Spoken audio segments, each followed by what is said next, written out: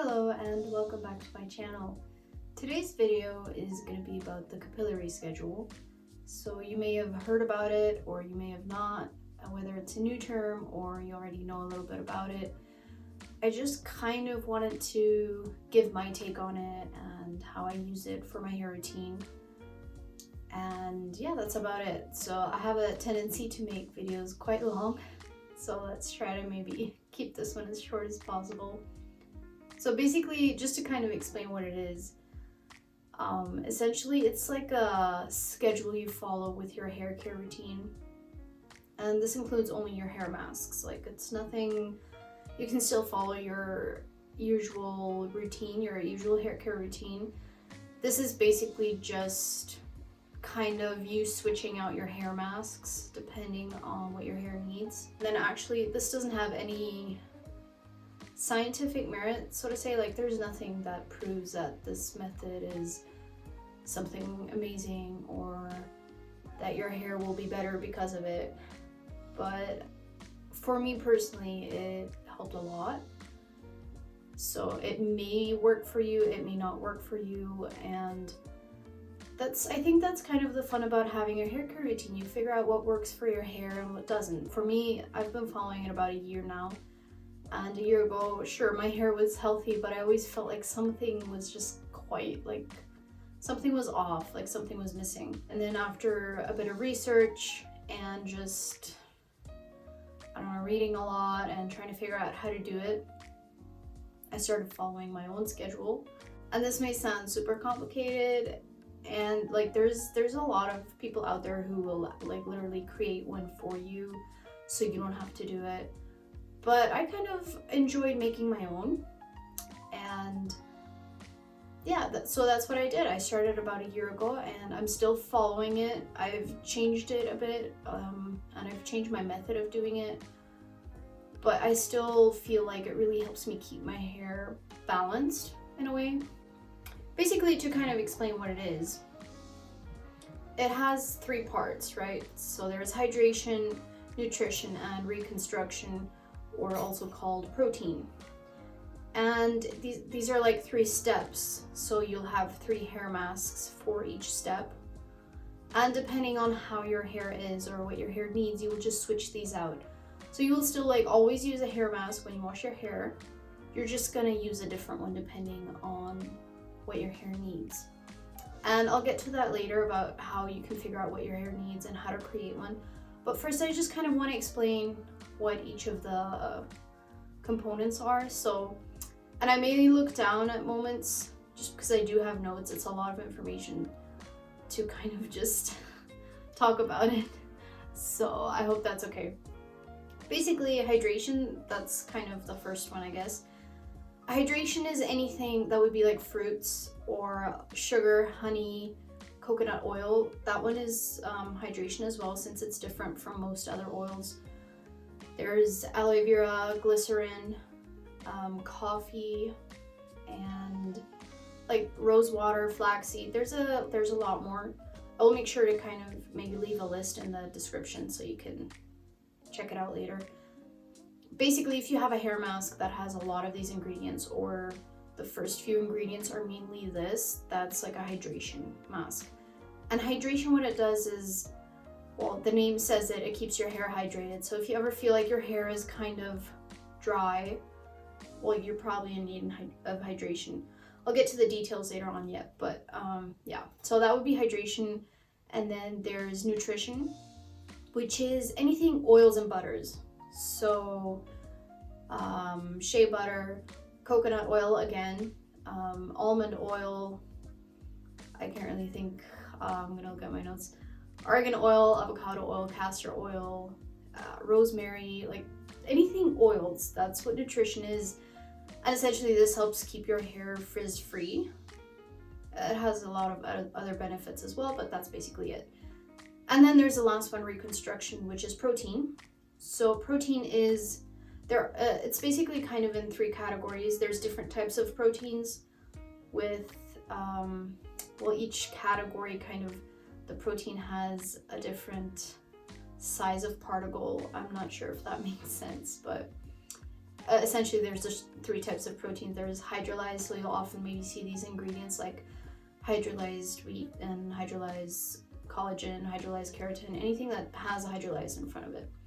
And then there's amino acids, which is usually something ending in YNE, like arginine and sericin, alanine.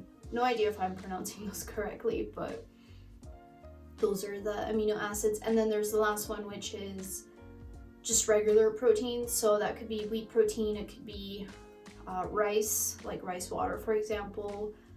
Again, collagen, coconut milk, and a bunch of others. So I'll maybe keep a list of them later on. And that's basically the 3 parts. Like that's kind of what ingredients you can look for in your hair mask. So later on when you're kind of building your own schedule, or maybe someone builds it for you, I don't know. Those are just kind of ingredients that help you figure out what exactly that mask is helpful for, like which part of your schedule. And that's basically the 3 parts it has. I will kind of compare each step with the hair masks that I use and the ingredients they have, just to kind of show you what it's all about. But before that, a lot of people always ask, well, how do you start? How do you create your own? Or yeah, basically where do you start? Because it sounds a little complicated when you hear about it. But there's a lot of ways to do this. So there's like even apps that help you. There's the hair routine app, there's Meu Cronograma Capilar. I'm gonna leave links to these, and basically they ask you a few questions about your hair type and whatnot, and then they create the schedule for you. And this works, but for me personally it didn't work because they put in a lot less protein than what I actually need, and that kind of led to me having like a moisture overload instead of protein overload. So it works, but it didn't work for me. Like, you can try it out, maybe it works. Especially, for example, the hair routine, they even have hair masks for each step, so you don't have to go and look and analyze the ingredients and whatnot. They basically have everything ready for it.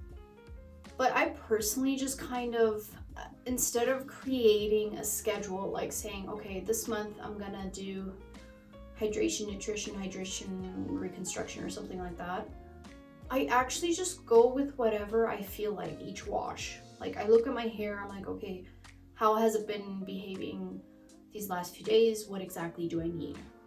And I only started doing that about 3 months in after doing the schedule, because I realized just following a schedule kind of didn't work. I kind of needed to change it as I went, according to the weather and where I was, for example, and whatnot. So that's kind of, I guess, like, you're gonna have to try both ways, see what works for you. But as for how do you know what you need most? Do you need hydration, nutrition, reconstruction? That's actually quite easy. So you're gonna start with porosity, and I wouldn't rely on it too much, because porosity, or doing the porosity test, can't be very accurate. And not to mention, for example, if I look at my hair, I don't have only one porosity in here. Like, at the top, all the new hair, that's probably low porosity because it's not damaged, and then over here it's more medium. But at the bottom, that's like absolutely high porosity because it's like old already, it's damaged. Because you can kind of look at it if you dry your hair, and for me, for example, this is dry within the first 15 to 20 minutes. Like, it's completely dry. I don't even have to go in with the blow dryer. But this can take hours to dry.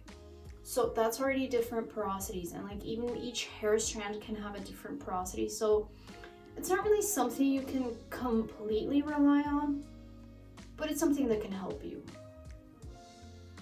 And basically, instead of doing the water test, like, you've probably seen this, like, you take a cup of water and then you put your hair in, your clean hair, and then depending on if it floats or if it sinks or if it's in the medium is your porosity.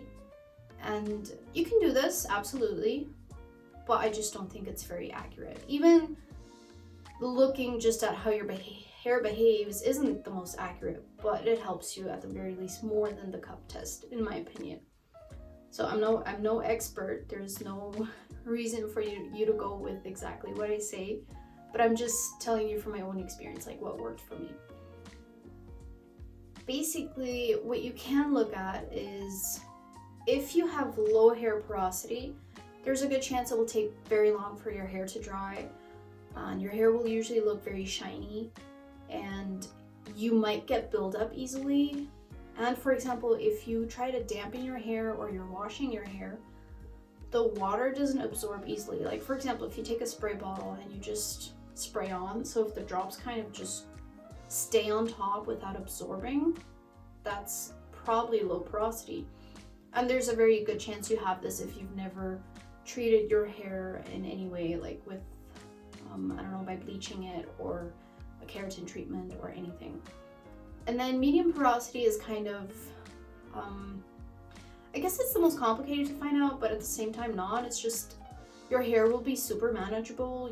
You'll have to do nothing and it'll just always look good. It'll always look shiny. It'll hold hairstyles very well. Like medium porosity is just basically hair that's very easy to take care of. And then high porosity, there's a good chance that if you have bleached hair or you did a keratin treatment or any chemical treatment, your hair will be high porosity because it's kind of damaged. And basically what you'll see is that it's frizzy and it doesn't take long to dry at all. And very probably you'll see breakage and maybe split ends, but split ends are normal at the same time. So these are just kind of signs you can look at, like how exactly does my hair behave on a regular day. And depending on that can be your porosity. But you can also go with other things to determine what your hair needs. For example, there's also elasticity to consider, and I'm just gonna kind of show you how that works instead of explaining it too much. So you're just gonna, this is my brush. I brushed my hair earlier, and you're just gonna take one of those hairs and make sure your hair is clean. So like probably barely washed. My hair is not, but it's just like for the matter of showing you how it works. So you're just gonna take your hair, and what you're gonna do is you're gonna stretch it a little, right? So you probably can't see this, but basically what you're gonna do is stretch it just like a little. And mine, like it stretches and then it goes back to where it was. If your hair stretches a lot before it breaks, that means that your elasticity is very high. Now on the other hand, if you can like not stretch it at all and it breaks, that means that your elasticity is very low. And then as for medium is if you stretch it and it like stretches a little and then goes back to where it was. That's another thing to consider. So once you've kind of figured out, okay, what do I have? It's low, medium, high porosity or low, medium, high elasticity. Once you've figured that out, you can kind of go ahead with seeing, okay, how can I create the schedule? Like, what is it that I need most of? And basically what you do then is, the official way of the method is to have 12 steps. So just take these 3 components and then do 12 steps. So it's kind of, well, a schedule. But I don't really go by that. I just go by weekly or monthly, kind of what I'm feeling like. Basically, if you have low porosity, that means you'll need hydration more than anything else. If you have medium porosity, there's a good chance you have frizzy hair, so you'll need nutrition above anything else. If you have wavy or curly hair, that doesn't take into account the frizziness because that's kind of normal with non-straight hair. This would be more like if your hair is just more frizzy than usual. And if you have high porosity hair, then you need protein. And same with elasticity. If you have a lot of elasticity, like it stretches a lot, that means you need protein.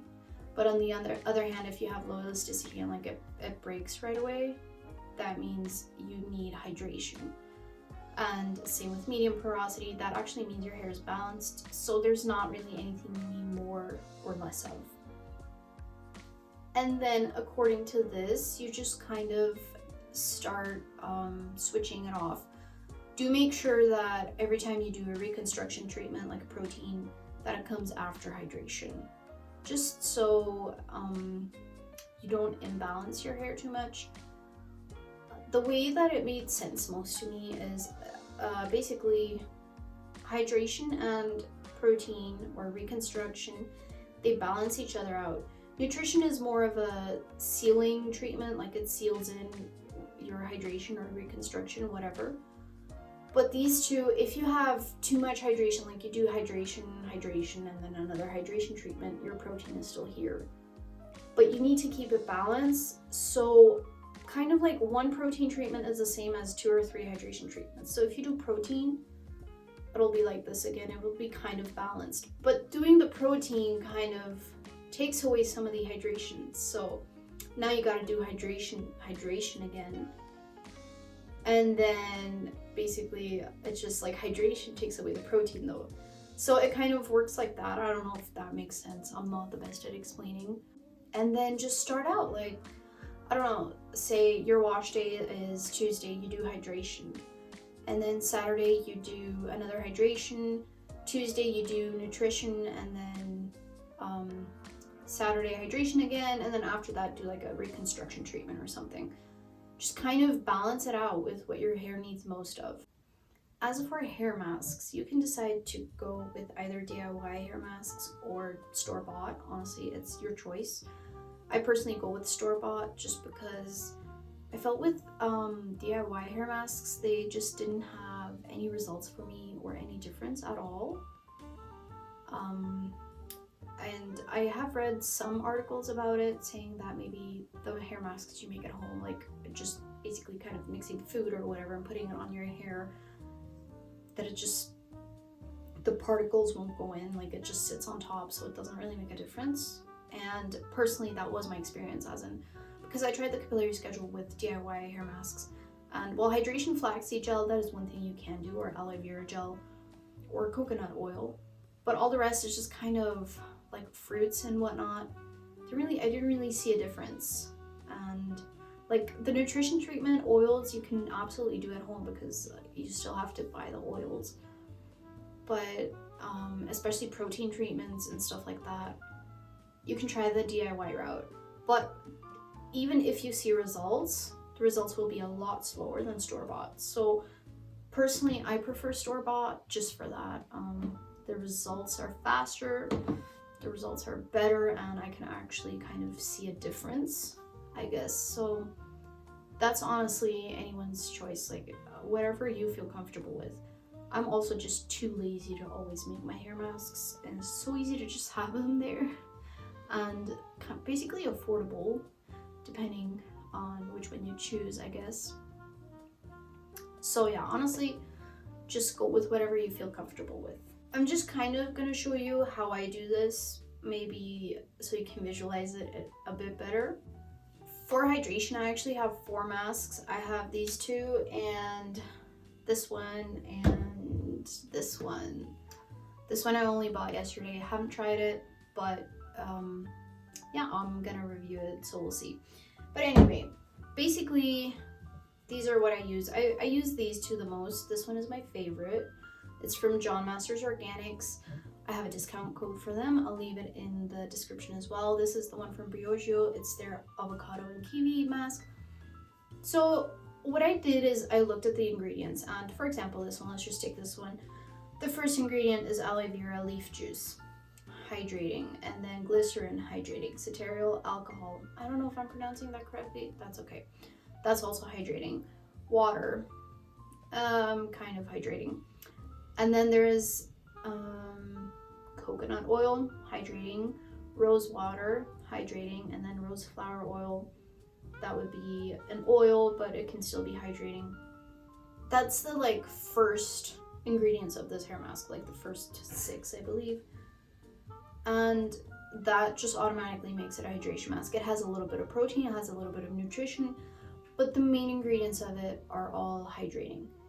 And usually if the ingredients don't really convince you, you can use the hair mask and then see how it affected your hair, and then you'll see what exactly it worked on, if hydration, nutrition, or reconstruction. Basically, these are the 2 I use the most. I would use these almost every other wash. And basically for me, what I usually do is hydration, nutrition, and then hydration, nutrition maybe, and then hydration, reconstruction. I just make sure that I do a reconstruction treatment every 3 weeks or whenever I see my hair needs it. But yeah, basically this is the hydration step.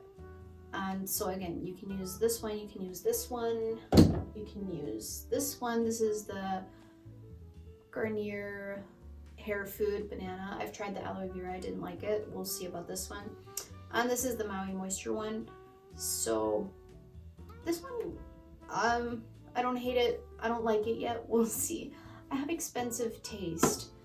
My hair likes expensive hair masks. But anyway, usually you'll see that a hair mask is hydration if it's something that you use in the shower. It's not pre-shower, because pre-shower are usually heavy ones like oils. So if it's one you use in the shower and it doesn't have a lot of protein, like very, very little, it's very probably a hydration mask.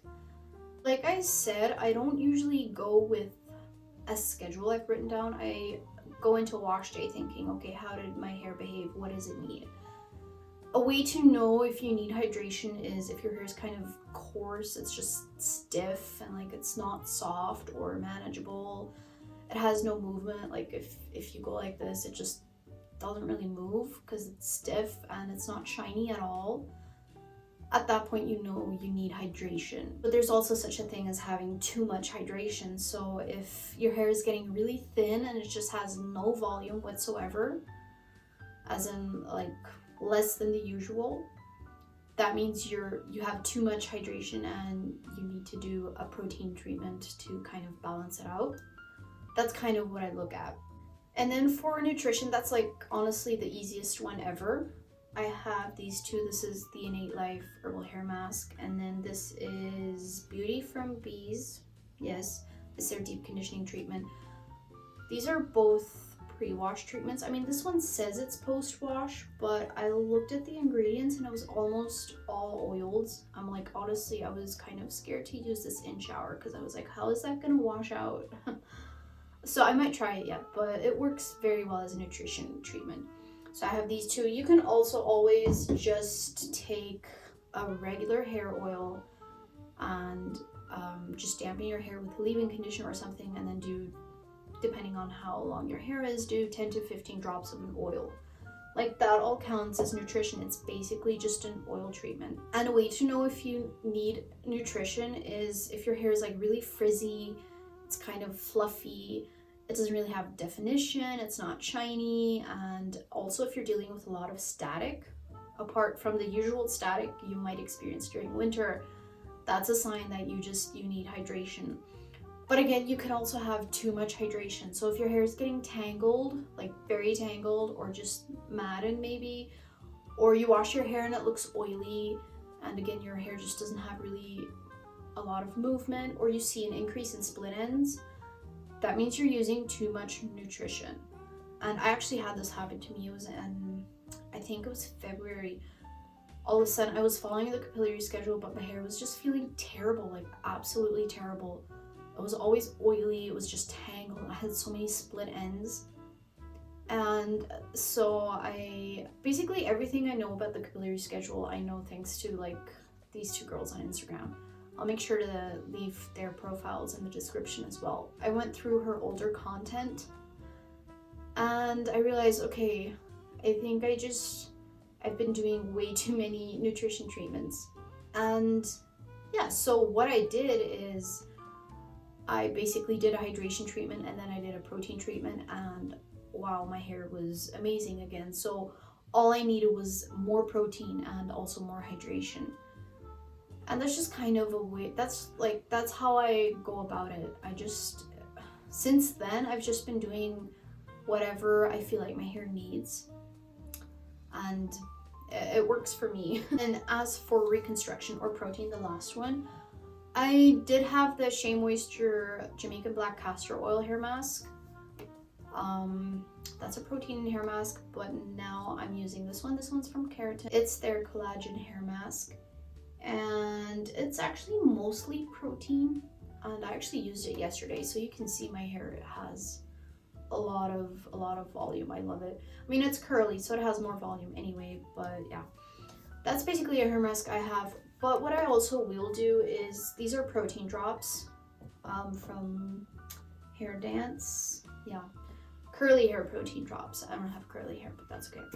It's just a bottle, and it has a bunch of protein. It's hydrolyzed wheat protein, soy protein, wheat starch, and a bunch of other ingredients I can't read, but that's okay. This is basically protein. So what I will do is maybe take the protein hair mask, add a few drops of this, or maybe even take a hydration hair mask and then add like 10 to 15 drops of this protein, and then that's like my protein treatment. And even if I feel like in the middle of the week or something my hair needs a little protein, I will take my leave-in conditioner, add like 1 to 2 drops of that, and then I have a little protein. So I know probably on social media a lot of I don't know if a lot, but some people are like really scared of using protein because of what other people have said, and I don't think it's a matter of you should be scared of using protein. It's just you should use it correctly. Just make sure you're doing hydration to balance it out, and you're using the right protein for your hair type. That's a completely different subject yet. And just don't overuse it. But if you use too little of it, your hair won't be strong either. So yeah, that's basically it. As for protein, kind of a way to see if you need it is if your hair is kind of thinning or you see breakage and you don't see a lot of volume, or maybe an increase in split ends, or it's just kind of damaged and weak, and yeah, basically that. So that's just a way to see if you need protein maybe. And you can have protein overload, obviously. So that would mean your hair is stiff, your hair is dry and without movement. And that's basically just how I go about it. I look at what my hair needs, and yeah, I've said this like a million times now, but anyway, that's kind of how it goes for me. Like I mentioned in the beginning, it doesn't have any scientific merit to it. It's not like, oh, this will absolutely guarantee help your hair. Because the important thing is just keep your hair hydrated, but also like, or just keep it balanced between hydration and protein, so your hair has enough of both, so it can be strong and it can be like just hydrated, I guess. And nutritions are mainly there to seal in, but they also help with frizziness. And honestly, that's it. Like you don't have to overcomplicate this. You could even honestly just buy a hair mask, and if it's very well balanced between all 3 ingredients, just always use that one. And if that goes well for you, go ahead, keep that. It didn't work for me though, because I think at the same time, since my hair has different porosities, one and the same hair mask just wasn't working for me. And so really, this is, I think, a matter of how you feel about it. If you feel like you would like to try it out, and if it works for you, I mean, even if it doesn't have any scientific merit, you are still taking care of your hair. You're just maybe doing it in a different way.